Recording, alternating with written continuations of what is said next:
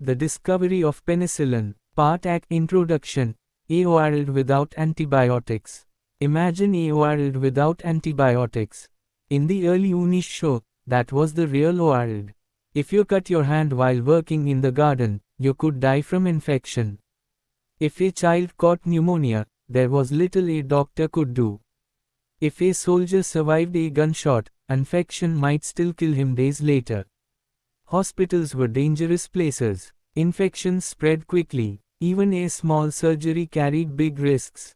Doctors cleaned wounds with soap and water, or with strong antiseptics like carbolic acid. Sometimes these worked, but often they did not.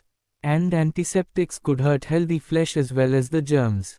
Scientists had been dreaming of something better, a magic bullet. This would be a drug that could kill the dangerous bacteria, but leave the patient unharmed. But in 1928, that dream was still only a dream. The answer was about to appear. And it would come in a way no one expected.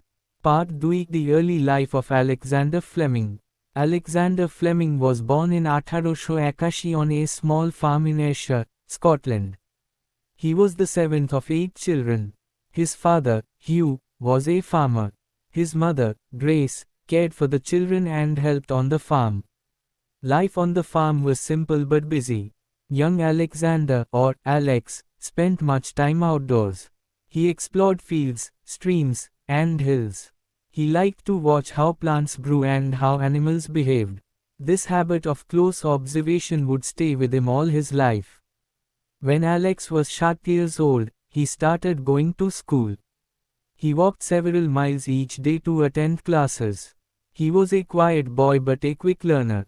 When he was 10, his father died. The family had less money, but Alex stayed in school.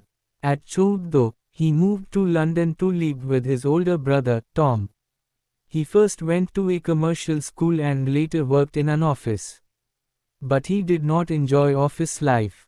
Tom, who was a doctor, suggested Alex study medicine. Alex liked the idea. In 1913, he entered St. Mary's Hospital Medical School in London. Part 10. Life as a young doctor. At medical school, Fleming proved to be a skilled student. He was especially good at laboratory work. He joined the research department under Sir Almroth Wright, a pioneer in vaccine therapy. Fleming also joined the St. Mary's rifle team. His good shooting earned him a position in Wright's lab, because the hospital wanted to keep good marksmen for the team. This twist of fate put Fleming on the path to his greatest discovery. When World War II broke out in 1914, Fleming served as a captain in the Royal Army Medical Corps. He worked in field hospitals in France, treating wounded soldiers. He saw that many soldiers died, not from their wounds, but from infections. Doctors used strong antiseptics like carbolic acid, but these often harmed healthy tissue and could not reach deep into wounds.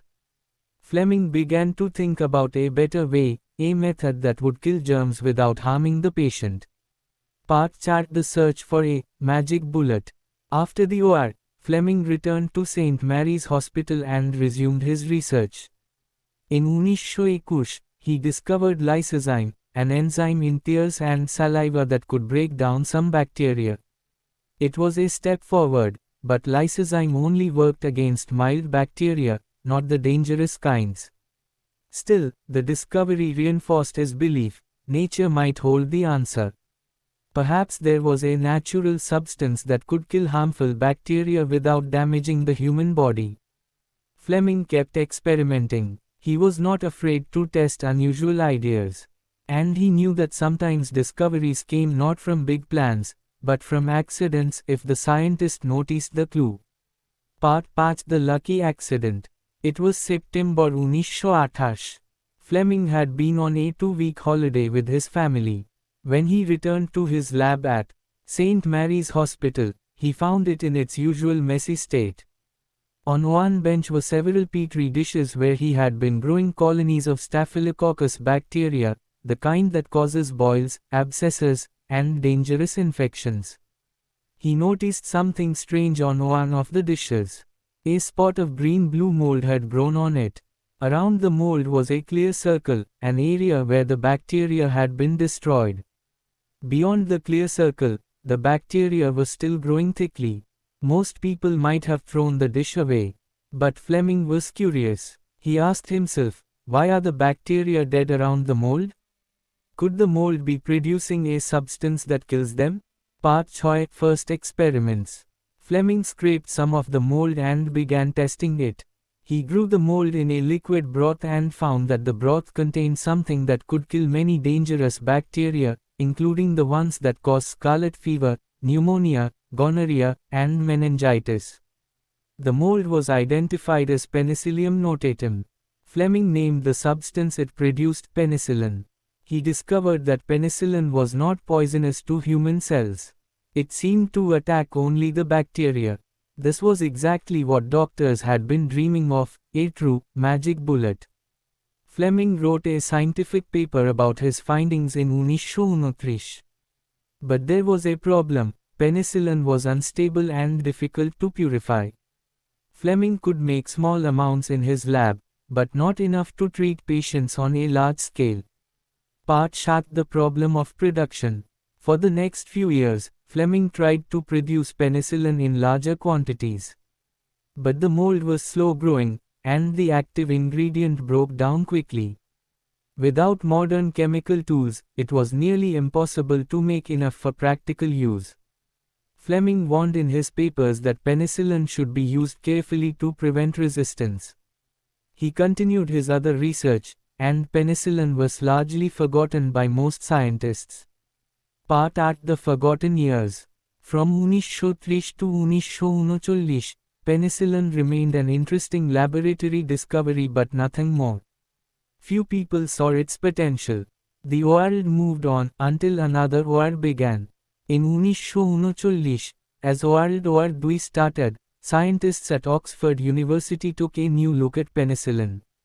Howard Florey, Ernst Boris Chain, and their team were searching for antibacterial substances. They read Fleming's 1939 paper and decided to investigate further. Part 9 The Oxford team. Florey was a skilled organizer. Chain was a brilliant biochemist. Together, they and their colleagues worked to extract and purify penicillin. They used bedpans, milk churns, and every available container to grow the mold. Their experiments confirmed Fleming's results: penicillin could kill many dangerous bacteria. In 1941, they tested it on a man with a serious infection. He improved dramatically, but they did not have enough penicillin to complete the treatment, and he died. The need for larger supplies was clear. Part Mass production. The Oxford team knew they needed help. They turned to American scientists and pharmaceutical companies. In the United States, large fermentation tanks were developed to grow the mold on an industrial scale. Corn steep liquor, a byproduct of corn processing, turned out to be an excellent growth medium. By 1944, penicillin was being produced in huge quantities. It was called the Wonder Drug.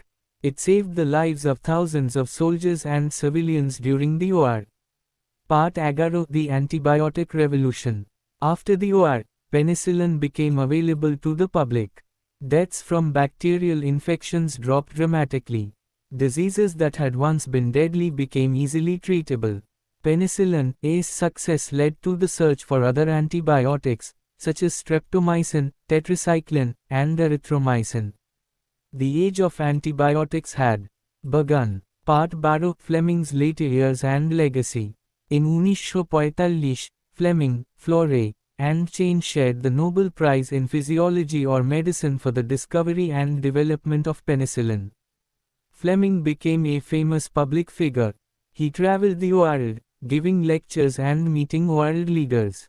But he also gave a warning: misuse of antibiotics could lead to resistant bacteria, germs that the drugs could no longer kill. His warning was correct. Today, antibiotic resistance is a major health problem. Fleming died in 1955, but his discovery continues to save millions of lives each year. Part Tarot Vocabulary List. Antibiotic, a drug that kills bacteria. Bacteriologist, a scientist who studies bacteria. Colony, a group of bacteria growing